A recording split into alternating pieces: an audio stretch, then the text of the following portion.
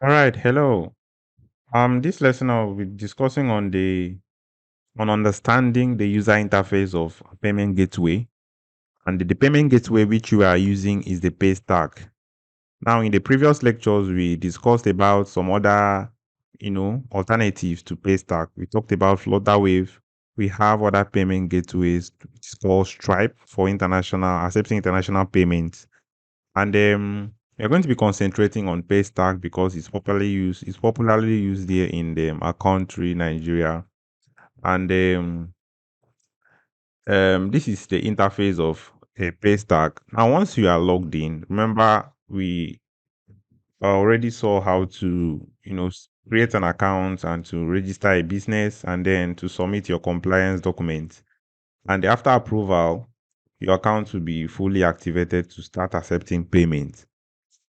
Now, this is the dashboard. That's the home page of a user on the platform displaying the total revenue here. All right. So in front of us here, we have the total revenue. Now, this platform also has an app. So you can go to Google Play Store to download Paystar application, right? And then log into your account to track your earnings, your revenues, and then to carry out some other things which you are going to be seeing here. So whatever thing I'm doing here, you can do the same with the mobile version of your app, right?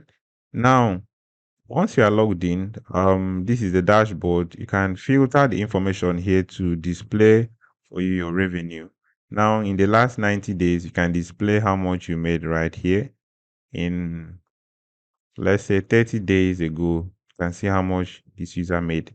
Now, you can filter this payment here. All right. And as well as we have transactions. Now, once you go to transactions, it contains details about the customers that purchase items on your store or from your store. So once you click on transaction, this information is going to display the details. That's their name, their email addresses, and then the amount that was carried out. And then you can filter it based on their status here, like successful. If they were failed payments, you can display them here, or reversed payments. And then also you can filter by channel, right? Because Paystack allows users to pay with their card or using bank USD, USSD, bank transfer, and then some other options for other channels. Now you can filter the transactions by the channels or the amount, or if you have the receipt number, you can filter by receipt number. And once you're done, just click on filter here and the information will display here.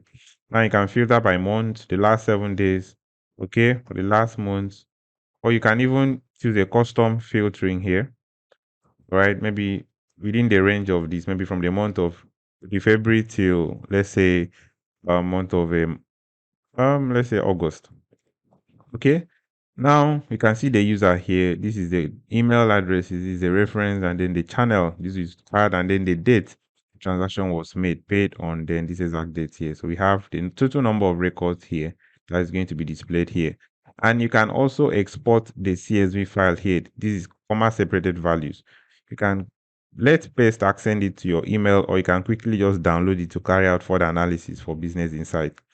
Now, if you have more than one account here, you can filter it by the account here. So we have all accounts displayed. So this is the transaction in all the accounts on this platform.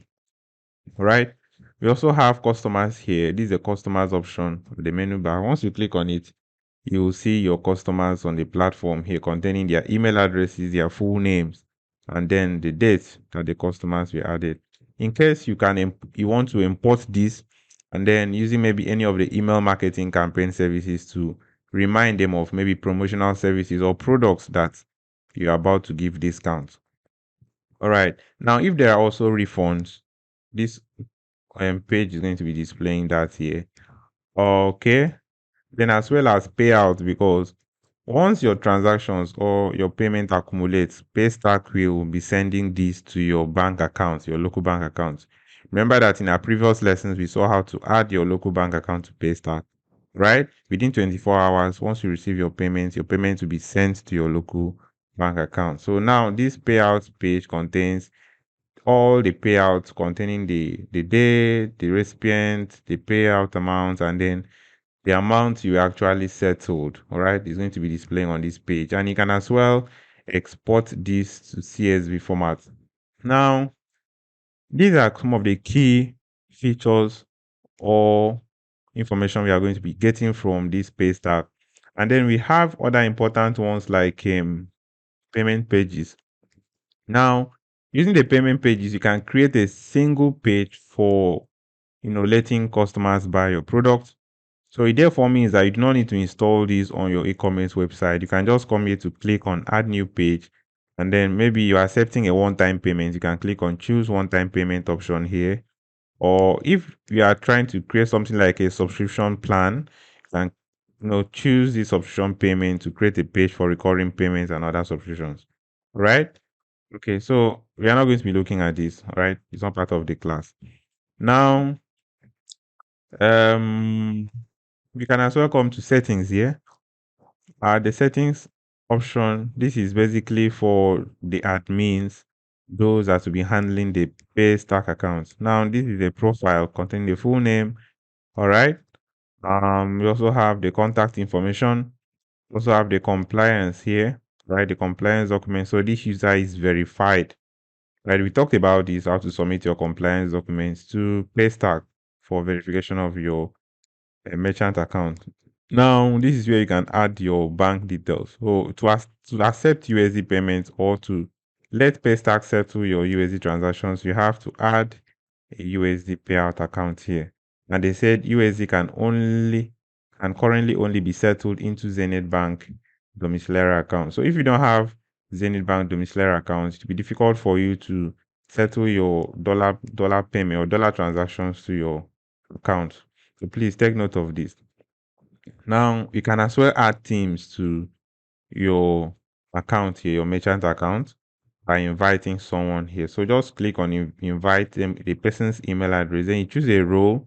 We have different roles here, and each of these roles have different privileges assigned to them. We have the operations, we have developer support, customer support, right? So choose it here and then invite the person here to work with you as a team, right? Then we have also the API keys. This is where we already talked about this. So I'm just trying to give to you an overview of how the dashboard looks like. Now, this is where you can copy the live secrets or the live public key, right, and link it up to your website. Okay, so I'll be stopping the video here. In the next lesson, we are going to be looking at some other, important things you need to put up on your e-commerce platform before finishing it up. I'll see you next time.